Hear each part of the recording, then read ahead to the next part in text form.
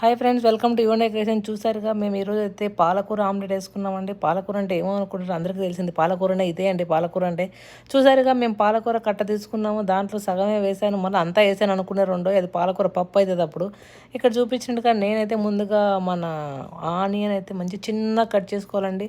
మీరు పెద్ద పెద్ద కట్ చేసుకుంటే అది కుక్ అవ్వదు, అందుకనేసి చిన్న కట్ చేసుకోవాలి. గ్రీన్ చిల్లీ, కొంచెం పసుపు, ధనియా పౌడర్, సాల్ట్, జీలకర్ర పౌడర్, కొంచెం కొత్తిమీర, ఇవన్నీ బాగా కలిపేసుకోవాలండి.